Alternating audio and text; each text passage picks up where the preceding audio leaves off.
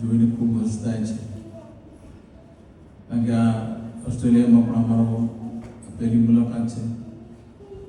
યુકેમાં ગયો હતો, ત્યાં પણ યુવાન દીકરા દીકરીઓ ખૂબ સંઘર્ષ કરે છે.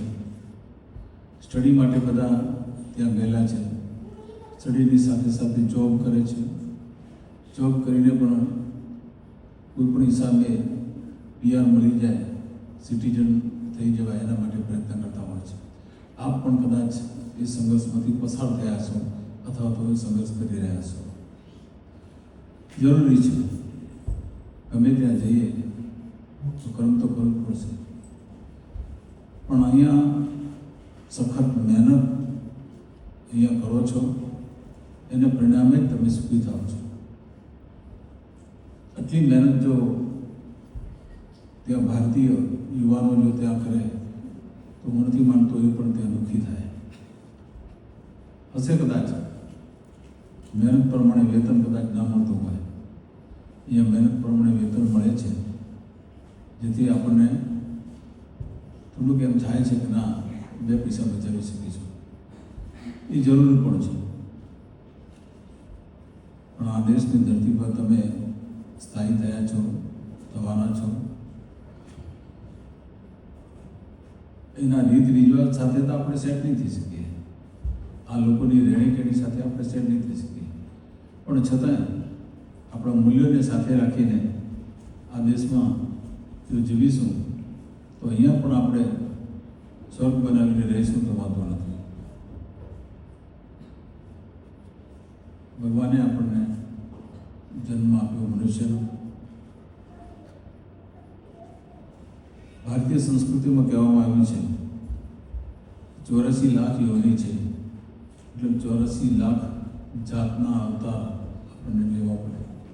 એમાં પશુ, પંખી, જળચર, વનચર, વનસ્પતિ એ પણ બધા સજીવ છે.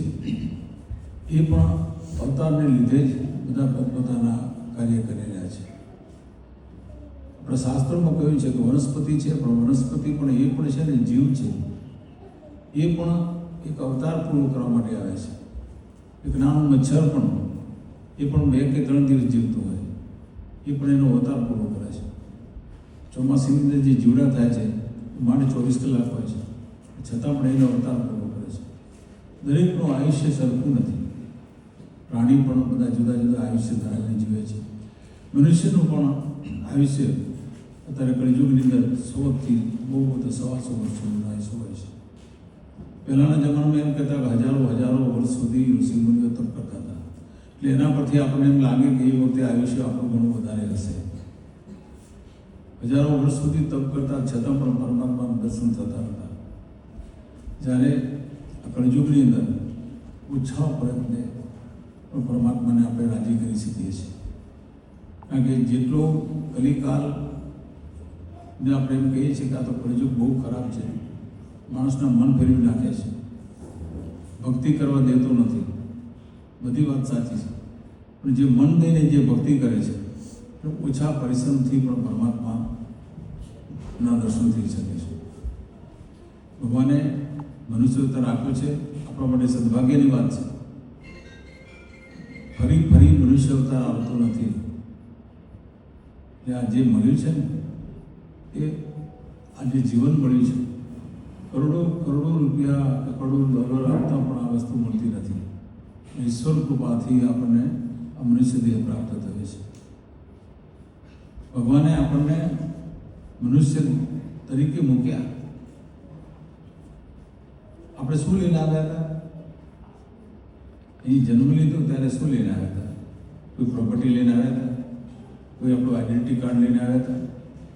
અથવા તો કોઈ એવું સરનામું હતું કે મારે આ જગ્યાએ, આ સ્થળે, આ મા બાપને ત્યાં મારો જન્મ થવાનો છે ને એવો ઓળખપત્ર લઈને આવ્યા હતા?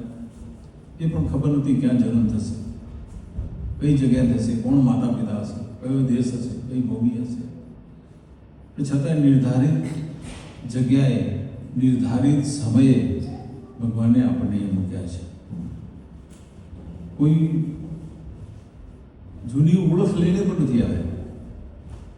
કે હું ફલાણી જગ્યાએ ફલાણી વ્યક્તિ હતો, આ હોદ્દો ધરાવતો હતો, રાજા હતો યા રંગ હતો કે કંઈ પણ હતો, સ્ત્રી હતી કે પુરુષ હતો, એ કંઈ જ ખબર નથી આપણને.